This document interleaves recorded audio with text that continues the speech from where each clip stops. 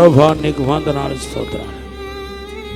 మాతో మాట్లాడండి ప్రభా, మమ్మలను అభిషేకించండి ప్రభా, నీ ప్రసన్న చేత నింపండి ప్రభా. ఇప్పుడే తాకుమని పరిశుద్ధాత్మ తాకిడి, పరిశుద్ధాత్మ తాకిడి ఇప్పుడే తాకుమని యేసు నామములో అడిగి వేడుకుంటున్నాము తండ్రి, ఆమేన్. అందరు కూర్చోండి. మన జీవితంలో శోధనలు వస్తూ ఉంటాయి, తుఫాన్లు వస్తూ ఉంటాయి. ఆ తుఫాన్ని మనము అధిగమించాల్సిన వారమై ఉన్నాం. హల్లెలూయా. ప్రభు ఒక వాగ్దానం ఏంటంటే, నువ్వు అగ్నిలో నడిచినను కాలిపోవు, నదులు దాటినను మునిగిపోవు. ఎందుకు మునిగిపోవంటే నీతో పాటు దేవుడు ఉన్నాడు కాబట్టి. హల్లెలూయా. ఇది ముమ్మాటికి వాస్తవం. మీ జీవితంలో, నా జీవితంలో, మన అందరి జీవితంలో తుఫాన్ అనే సమస్య, తుఫాన్ అనే రోగం, నిన్ను ఆందోళన పరిచే కార్యాలని తుఫాన్లే, నిన్ను భయపెట్టే కార్యాలని తుఫాన్లే. దేవుని నామానికి స్తోత్రం చెప్పండి. ఒక 20 years క్రితం కాకినాడ నుండి లోపలకు సముద్రంలో, కాకినాడ సముద్రం లోపలికి వెళ్తే హోప్ ఐలాండ్ అని ఒక చిన్న ఐలాండ్ దీవి ఉంది. పిల్లల్ని తీసుకువెళ్ళటం జరిగింది. అంటే మా మినిస్ట్రీలో కొంచెంమంది నేను చదివిస్తున్నాను. సో వాళ్ళని తీసుకెళ్ళటం జరిగింది. ఆ హోప్ ల్యాండ్ దాటి, ఐలాండ్ దాటి ఇంకా కొద్ది దూరం వెళ్ళిపోయాడు అతను, ఆ బోట్ అతను. సడన్గా క్లైమేట్ మారింది. పెద్ద గాలి, తుఫాను, ఉరుములు. ఇంకా ఎంతకు ఆ బోటు అదుపులోనికి రాలేదు. అందరు చిన్నపిల్లలు. ఆ బోటు పైకి కిందకు, పైకి కిందకు. ఇంకా ఆ చేపలు పట్టే అతను, ఆ బోట్లో తిరిగే అతను, మంచి ఎక్స్పీరియన్స్ అతనే భయపడిపోయి పెద్ద పెద్ద కేకలు వేయాల్సిన పరిస్థితి వచ్చింది. సో తుఫాన్ అనేది ఆ తర్వాత ప్రార్థన చేయగా దేవుడు ఆ తుఫాన్ ఆపాడు అనుకోండి.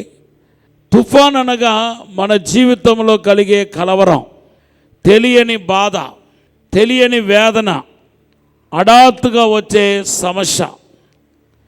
తుఫాను చెప్పి రాదు, హఠాత్తుగా తుఫాను వస్తాయి. సో హఠాత్తుగా నువ్వు ఎదుర్కొంటున్న పోరాటం. తుఫాను వస్తే ఎవరు సహాయం చేయలేరు. నేను సహాయం చెయ్యాలనుకున్నా చేయలేను. సో హోప్లెస్ అన్నమాట. తుఫాన్ అనే మాటకు అర్థం ఏంటంటే ఏ ఒక్కరూ సహకరించలేని ఒక దయనీయ పరిస్థితి తుఫాను చూపిస్తుంది.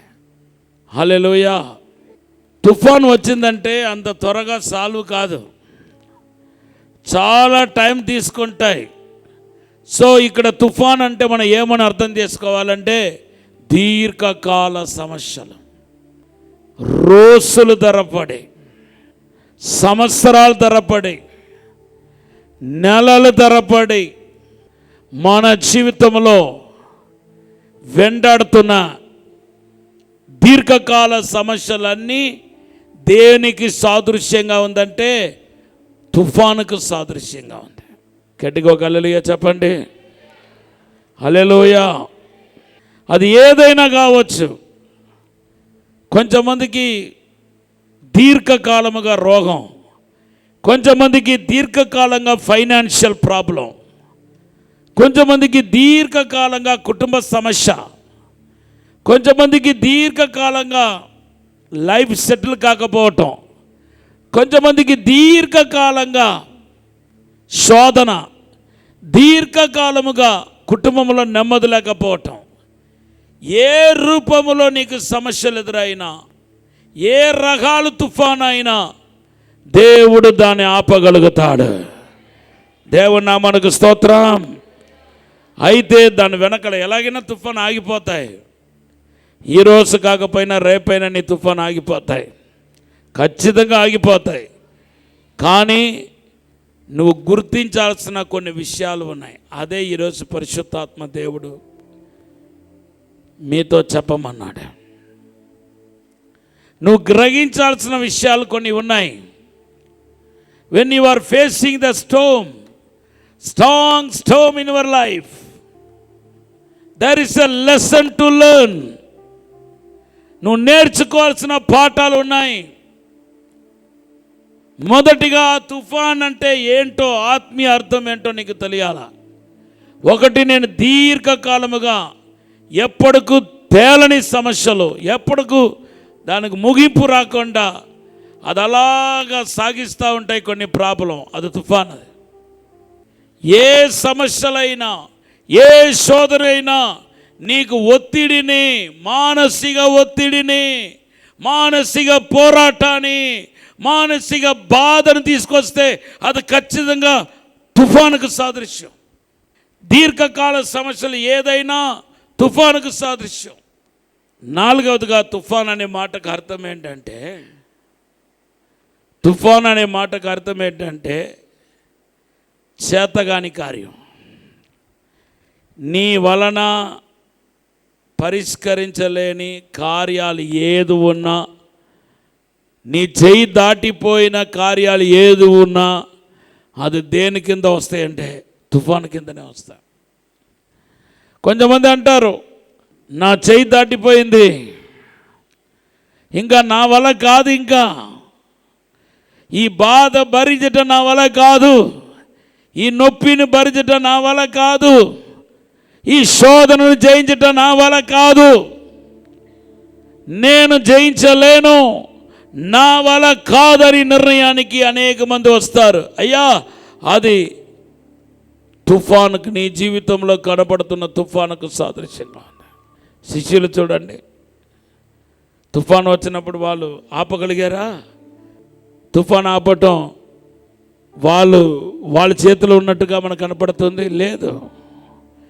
దేవుడా దయదలించి తుఫాను ఆపాలి తప్ప, తుఫాన్ అనేది ఒకటి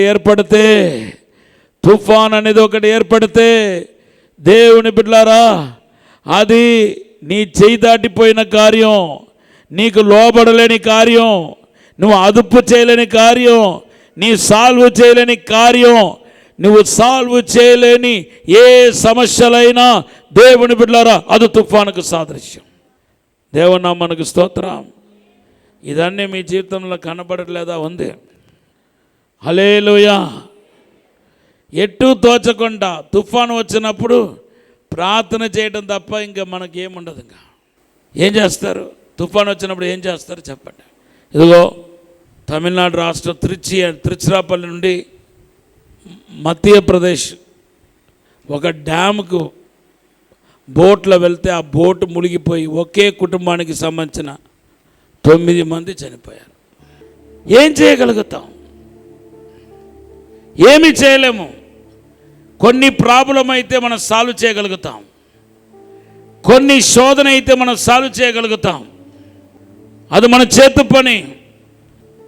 కొన్ని ప్రాబ్లం డబ్బులతో కూడింది, ఆ డబ్బులు ఎక్కడైనా పోగు చేసి ఇచ్చేస్తే క్లియర్ అయిపోతుంది. కానీ కొన్ని పని ఉంది, అది డబ్బులతో లొంగదు, నీ బలముతో, నీ స్వబలముతో వంగదు. నువ్వు ఎవరితో చెప్పుకున్నా వాళ్ళు సాల్వ్ చేయలేరు. ఏ నరుడు సాల్వ్ చేయలేని ఒక ప్రాబ్లం అంటూ ఒకటి ఉందంటే అది దేని కింద వస్తాయంటే తుఫాను కింద వస్తాయి. ఇవన్నీ మన జీవితంలో కనపడతా ఉంటాయి. అవన్నీ నేను వింటా ఉన్నాను. దేవునామానికి స్తోత్రం చెప్పండి. ఆ రోజు అద్భుతాలు చేయి శక్తి గురించి దినకరన్ గారు మాట్లాడారు. అది విన్నాను. నా సేవలో అది తొలి దినాలన్నమాట. నేను బయటికి వెళ్తూ ఉంటే, ఆ గేట్ నుండి వెళ్తూ ఉంటే ఒక భిక్షం ఎత్తుకుంటా, అమ్మా నాకు ఏమైనా పెట్టండి చెప్పి కేకలు పెడతా ఉన్నాడు.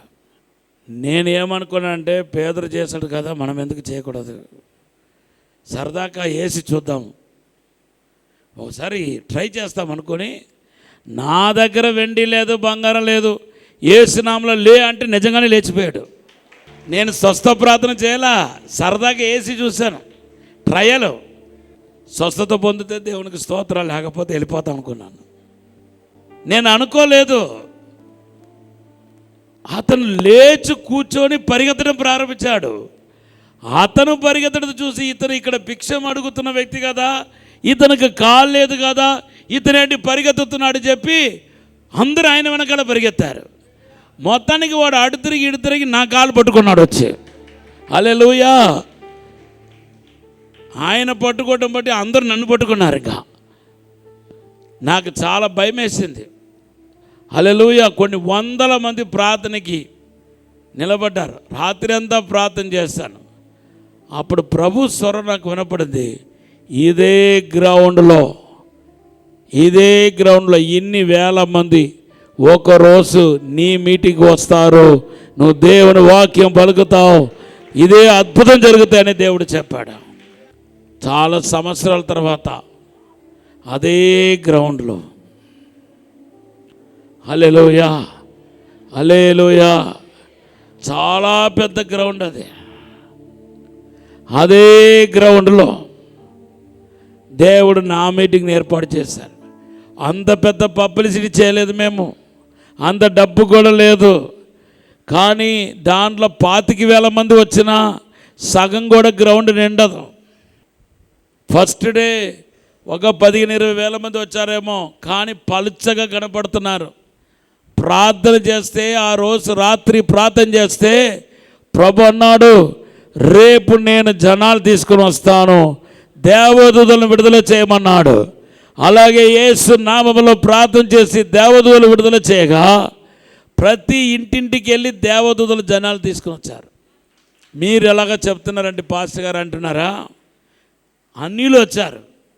నేను గ్రౌండ్లో స్టేజ్ దిగిపోయి గ్రౌండ్లో ఒక్కొక్కరిని పేరు బట్టి పిలుస్తా, నీ పేరే కాదా, పలానా పేరు, నీకు పలానా బలహీనత ఉంది కాదా అని చెప్పుకుంటా వెళ్తూ కొంతమందిని అడిగాను, మీరు ఎలాగ వచ్చారంటే మా ఇంటికి ఎప్పుడు మేము మీటింగ్స్కి రాలేదు, క్రైస్తవ మీటింగ్కి రాలేదు, మాకు ఇక్కడ మీటింగ్ జరుగుతున్న విషయం కూడా మాకు తెలియదు, కానీ ఒక తెల్ల వస్త్రం తొడుక్కున్న వ్యక్తి మా ఇంటికి వచ్చి తలుపు తట్టి ఇక్కడ మీటింగ్ జరుగుతుంది, నువ్వు బాగుపడతావని చెప్పాడు. అందుకొరకే వచ్చామని సాక్షి చెప్పారు. ఇది అబద్ధం కాదు. ఇంకా స్టిల్ మా దగ్గర వీడియో క్లిప్పింగ్ ఉంది. వాళ్ళు చెప్పిన సాక్ష్యం, ఆ జన సమూహం, ఇంకా వీడియో క్లిప్పింగ్ ఉంది మా దగ్గర, ప్రూఫ్ ఉంది. అలా ఒక్కరు చెప్తే, ఎవరైనా ఒక్కరు చెప్తే అదేదో ఊహించుకొని చెప్తున్నారేమో అని మనం అనుకోవచ్చు. ఇలాగ చాలామంది సాక్ష్యం చెప్పారు. మా ఇంటికి ఒక వ్యక్తి వచ్చాడు, తలుపు తట్టి పలానా మీటింగ్స్కి వెళ్ళమన్నాడు, అందుకొరకే వచ్చామని సాక్ష్యం చెప్పారు. ఎంతోమంది కుంటి వాళ్ళు పరిగెత్తారు, మూగ వాళ్ళకు మాటలు వచ్చాయి, చెవిటి వాళ్ళు విన్నారు. అసాధారణమైన అద్భుతమైన కార్యాలు జరిగింది. కానీ ఇటువంటి అద్భుతాలు, ఆశ్చర్యకార్యాలు ఒకవైపు జరుగుతూ ఉంటే మరొక వైపు తుఫాను. ఏం తుఫాను? దొంగ బోధలు, పరిశుద్ధాత్మ లేదని బోధ, భాషల వరం లేదని బోధ, స్వస్థత లేదని బోధ. దేవుని బిడ్డలారా, ఈ తుఫాను కూడా మనలాంటి వాళ్ళ దగ్గర కూడా రావచ్చు. ఎఫెసీ సంఘం పరిశుద్ధాత్మ పొందిన సంఘం. అపోస్తల కార్యం 19వ అధ్యాయం 1 నుండి 6 వచనాలు చదివితే పరిశుద్ధ గ్రంథంలో రాయబడి ఉంది, ఎఫెసీ సంఘం పరిశుద్ధాత్మ పొందిన సంఘం. ఈ సంఘాన్ని గురించి పరిశుద్ధ పౌలు ఏమని పలుకుతున్నాడు ఒకసారి చదవండి. ఎఫెసీ పత్రిక 4వ అధ్యాయం 14వ వచనం. అందువలన మనం ఇక మీదట పసిపిల్లలమై ఉండి మనుష్యుల మాయోపాయముల చేత వంచనతోనూ తప్పు మార్గమునకు లాగు కుయుక్తితోనూ గాలికి కొట్టుకొని పోవునట్లు కల్పింపబడిన ప్రతి ఉపదేశమునకు ఇటు అటు కొట్టుకొని పోవచ్చు అలల చేత ఎగరగొట్టబడిన వారమైనట్లు ఉండక. హల్లెలూయా. తుఫాన్ అంటే ఏంటి చెప్పండి? తప్పుడు బోధలకు కొట్టుకొని పోవటం, రాంగ్ డాక్టరీన్కు కొట్టుకొని పోవటం. సరే, ఏది ఏమైనా నీ జీవితంలో తుఫాన్ అనేది ఏర్పడినప్పుడు మీరు వెంటనే ఆత్మ పరిశోధనలోనికి వెళ్ళిపోవాలి.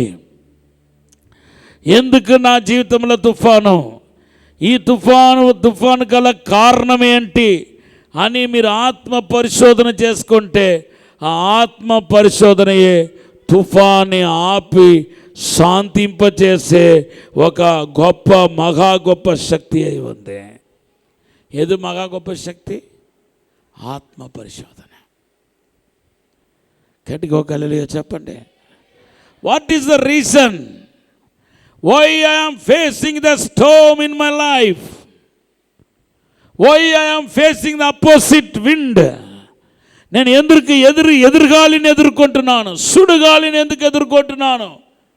See, when you are facing the opposite wind, you will not move forward. సుడుగాలిని ఎదుర్కొన్నప్పుడు అది కూడా గురు సాదృశ్యమేగా పరిశుద్ధాత్మ దేవుడు సడన్గా జ్ఞాపకం చేస్తున్నాడు. సుడుగాలి అంటే అర్థం ఏంటంటే దేర్ ఇస్ నో ఇంప్రూవ్మెంట్. ఇంకా అక్కడే ఉంటావు, ఏది జరిగినట్టుగా కనబడదు, ఏది కలిసి వచ్చినట్టుగా కనబడదు. అదే లైఫ్, సేమ్ లైఫ్, మారని లైఫ్. బిజినెస్ అయితే ఇంక ఎన్ని సంవత్సరాలైనా అదే బిజినెస్, ఇంకా ఏమి మెదలట ఏమి ఉండదు అనమాట. ఆత్మీయ జీవితం కూడా అలాగే ఉండిపోతుంది, రొటీన్ లైఫ్ లాగా ఉండిపోతుంది. ఇదేంటంటే ఎదురుగాలి, సుడుగాలి, తుఫాను. మీ పని ఏంటంటే ఈరోజు రాత్రి తుఫాన్ అని నువ్వు ఇదేని అనుకున్న, ఏ ప్రాబ్లం నువ్వు అనుకున్నా ఆ తుఫాన్ని దేవుడు ఆపబోతున్నాడు. తుఫానుకు దేవుడు స్వస్తి చెప్పబోతున్నాడు. నీ పక్షముగా యేసు గద్దించబోతున్నాడు. తుఫాన్ ఆగబోతున్నాయి, తుఫాన్ ఆపబోతున్నాడు. నీకు విడుదల కలగబోతుంది, నీకు అద్భుతం జరగబోతుంది. ఇంతకాలం నీకు దేవుని యొక్క దయ లేకపోయినా, ఇంతకాలం నీకు అద్భుతం జరగకపోయినా, ఇప్పుడు దేవుడు అద్భుతం చేయబోతున్నాడని మాట్లాడుతున్నాడు. దేవుడు పని గద్దించటం, తుఫాన్ని గద్దించటం. మీ పని whenever you are facing the storm, whenever you are facing the opposite wind, just have the self exam. మిమ్మల్ని మీరు స్వయపరీక్ష చేసుకోండి. What is the reason for my storm? నా జీవితంలో నేను ఎదుర్కోవటానికి, తుఫాన్ ఎదుర్కోవటానికి గల కారణం ఏంటి? The first reason, when we are depart from God, it may be a major reason that you are facing storm in your life. నీ జీవితంలో తుఫాను ఎదుర్కోవటానికి, ఏ రకాల తుఫాన్ అయినా సరే, నీ మనస్సులో ఏ ప్రాబ్లం అయితే తుఫాన్లా కనపడుతుందో అది తుఫానే. నేను చాలా వ్యాఖ్యానించుకుంటూ వచ్చాను ప్రారంభంలో. ఇట్లా వస్తే ఇదొక తుఫాను, అట్లా వస్తే అదొక తుఫాను, దీర్ఘకాలంగా ఉంటే అదొక తుఫాను, ఎవరు నిస్సాయపు స్థితిలో నువ్వు విడవబడితే అదొక తుఫాను, నువ్వు సాల్వ్ చేయలేని ఏదైనా ఉంటే అదొక తుఫాను, నువ్వు ఇంకా కదలకుండా ఆత్మీయతలో ముందుకు సాగకుండా అలాగ బంధించబడిపోయి ఉంటే కనుక అది ఒక తుఫాను. ఇలాగా తుఫాను గురించి వ్యాఖ్యానం చేసుకుంటా వచ్చాను. ఏ రకాల తుఫాను ఎదుర్కొన్నా నీ పని ఆత్మ పరిశోధన చేసుకోవటం, దేవుడి పని దాన్ని గద్దించి నిమ్మలపరచటం, సమాధానం నొసకటం, నిన్ను శాంతింపచేయటం. అదే ఈరోజు జరగబోతుంది. కొట్టండి గట్టిగా చెప్పండి హల్లెలూయా. When you are going away from God, this may be a main cause for your storm. The reason may be anything. You might have say, yes, it is reasonable. What I am facing is reasonable. It's not lame excuses. Still, you cannot away from God. You cannot leave our Lord Jesus Christ. నువ్వు దేవుని విడిచిపెట్టడం కష్టం. యోనా జీవితంలో అంత పెద్ద తుఫాను ఏర్పడడానికి ప్రధానమైన కారణం ఏంటంటే he flee from the presence of God. దేవుని సన్నిధి నుండి ఆయన దూరమైపోవటమే కారణం. యోనా గ్రంథం 1వ అధ్యాయం 2-3 వచనాలు చదవండి. యెహోవా వాక్కు అమిత్తయి కుమారుడైన యోనాకు ప్రత్యక్షమై ఇలాగు సెలవిచ్చెను. నినివే పట్టణస్థుల దోషము నా దృష్టికి ఘోరమాయను గనుక నీవు లేచి నినివే మహాపట్టణమునకు పోయి దానికి దుర్గతి కలుగునని ప్రకటించుము. అయితే యెహోవా సన్నిధిలో నుండి తర్షీషు పట్టణమునకు పారిపోవలనని యోనా యొప్పేకు పోయి తర్షీషునకు పోవు ఒక ఓడను చూచి ప్రయాణమునకు కేవు ఇచ్చి యెహోవా సన్నిధిలో నిలువక ఓడవారితో కూడి తర్షీషునకు పోవుటకు ఓడ ఎక్కెను. తర్వాత అయితే యెహోవా సముద్రం మీద పెద్ద గాలి పుట్టించగా సముద్రమందు గొప్ప తుఫాను రేగి ఓడ బద్దలైపోవు గతికి వచ్చెను. Hallelujah. There are so many reasons. Number 1, as I said, he flee from the presence of God. దేవుని నుండి దూరం అయిపోయాడు, దేవుని సన్నిధి విడిచిపెట్టేశాడు. His heart became stubborn. ఆయన హృదయం చాలా కఠినమైపోయింది. ఇంకా నాకు దేవుడు ఏమి చేశాడు? ఇంతకాలం I ministering to him, what God done for మీ. నా భక్తికి ఏమి ప్రతిఫలం? నా యొక్క భక్తికి ఏం ప్రతిఫలం? నేను ఇంతగా భక్తి చేస్తున్నాను. No use. Let me go from God, let me away from God. దేవుని నుండి దూరం అవనండి. ఏది ఏమైతే ఏంటి, దేవుని వల్ల నాకు ఏ మేలు జరగలేదు, ఏ ఆశీర్వాదం రాలేదు, ఏమీ నాకు జరగలేదు. నేను ఎంతో నిశ్చితగా దేవుని వెంబడిస్తూ ఉన్నాను.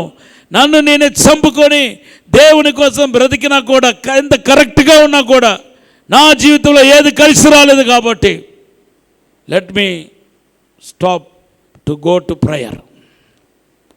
నా ప్రార్థనకి వెళితే ఆపేస్తాను, వాక్యం చదవను, ప్రార్థన చేయను, చర్చికి అయితే అస్సలు వెళ్ళను. ఏ మొహం పెట్టుకుని నేను చర్చికి వెళ్ళాలి? నాకు దేవుడు ఏం చేశాడు? ఇంకా చెప్పాలంటే పాపులే బాగుంటున్నారు, పాపాత్ములే బాగుంటున్నారు. What God done for me. నాకు దేవుడు ఏం చేశాడు?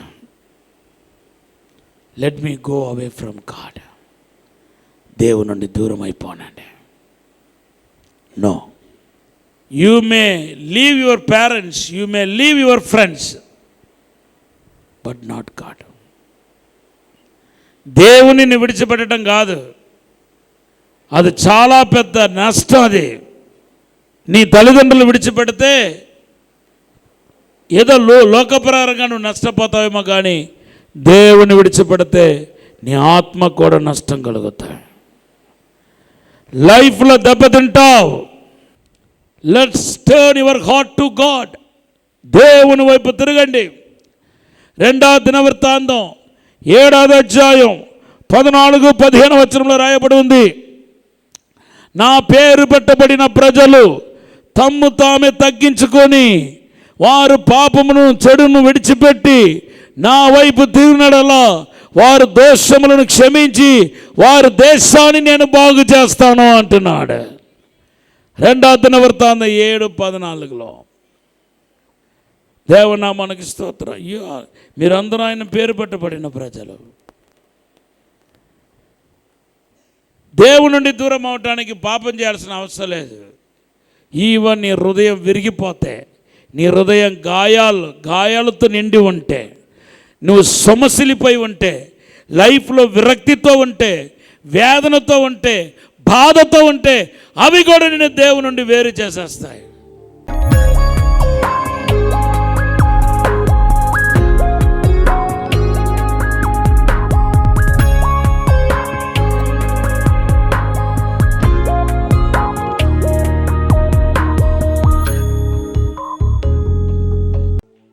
పరిశుద్ధము నమ్మకమైన పరలోక తండ్రి, నీకు వందనాలు, స్తోత్రాలు ప్రభువా. ప్రతి ఒక్కరిని పేరు పేరు చెప్పున ఆశీర్వదించమని అడుగుతున్నాను. దేవుని మహిమ ఇప్పుడే తాకునగాక, దేవుని అభిషేకం ఇప్పుడే తాకునగాక. యేసుక్రీస్తు ఒక ప్రభా అభిషేకం తుఫాను ఆపునగాక, తుఫాను ఆగిపోనుగాక. యేసు నామములో జీవితాల్లో కనపడే తుఫాను యేసు నామములో ఆగిపోనుగాక, యేసు నామములో విడుదల వచ్చునుగాక, యేసు నామములో అద్భుతం జరుగునుగాక. రిసీవర్ మర్రాక ఇప్పుడు ఆశీర్వదించండి ప్రభా. బలపరచమని, దీవించమని, వర్ధల చేయమని, ఆశీర్వదించమని, అభిషేకించమని, తోడుండి సహాయం చేయమని యేసు నామములో అడిగి వేడుకుంటున్నాము తండ్రి. ఆమేన్. గట్టిగా చప్పట్లు కొడుతూ పరచండి. హల్లెలూయా. విశాఖపట్నంలో దహించు అగ్ని అద్భుత అసాధారణ కూడిక జూన్ 13వ తేదీన ఉదయం 10 గంటల నుండి ప్రారంభించబడును. ఈ కూడికలో సిస్టర్ క్యాథరిన్ గారు బలమైన ఆరాధనలో నడిపించెదరు. ముఖ్య ప్రసంగికులు డాక్టర్ థామస్ గారు, దహించు అగ్ని మినిస్ట్రీస్ రాజమహేంద్రవరం. దైవజనులు వాక్య పరిచర్య చేసి ప్రతి ఒక్కరి కొరకు వ్యక్తిగతంగా ప్రార్థించెదరు. స్థలం KVR AC function hall, Srikanya theatre ఎదురుగా, రైల్వే న్యూ కాలనీ, విశాఖపట్నం. మరిన్ని వివరాలకు 903-222-7676 మరియు 903-222-8686. విజయవాడలో